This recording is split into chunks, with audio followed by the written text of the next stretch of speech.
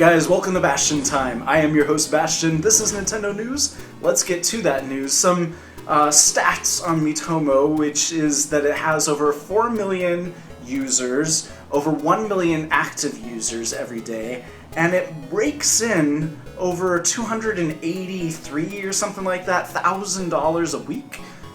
I haven't spent a single penny in Miitomo, so I don't really know how it's doing that, but anyway, congrats Nintendo, you found yourself a winner. You know those whole lore in a minute videos? Well, they decided to go ahead and cover Twilight Princess, and they're always like slightly humorous because they kind of oversimplify things or add in jokes for comedic effect, so it's very amusing. You should check it out. Twilight Princess lore in a minute, there's a link for you down there. Symphony of the Goddesses is back at it again with more tour dates, and they're coming back to my place of dwelling, so I'm very excited about that. Although I haven't yet decided whether I'm going or not, because I think it's still the same version as the version I saw last time, and my rule to myself is I'll only go if it's a new version. So I've seen it 3 times now because they're having 3 different versions.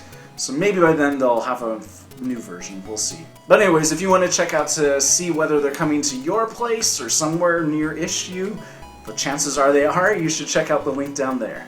Speaking of Zelda songs in an orchestral arrangement performed by a symphony, PIXELOPHONIA Orchestra does a very nice Wind Waker medley, and they have a video of it. It's very highly produced. It's great.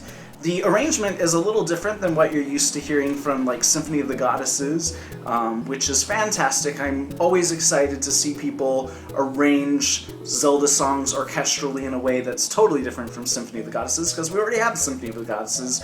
Why just play something very similar to what they've done? So anyways, it's very good. You should check it out. There's a link down there. And speaking of Zelda stuff, something that I never thought I'd have to ever actually say is that there is an HD remake of the CDI Zelda games.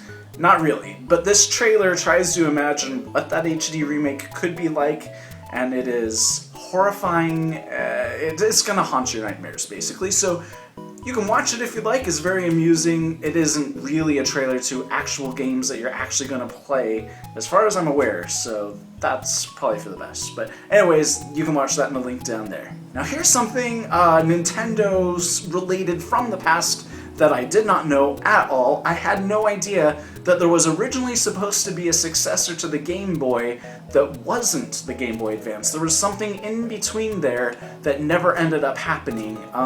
It's very interesting. It was designed a lot like a Game Boy, but it was going to be even more powerful than the Game Boy Advance. It was going to have like the same processing power as a Nintendo 64. So that would have been crazy. It turns out that what ended up happening is they released a different version of the regular Game Boy that sold pretty decently, so they decided to push it out a little bit, and then they decided, well, let's just develop something that's smaller and more compact. So it never came to fruition, but if you want to check out the details about it, pretty fascinating. I wish this thing could have been. There's a link down there for you. That is it for this episode of Nintendo News. See you guys tomorrow for more news. Bye, guys.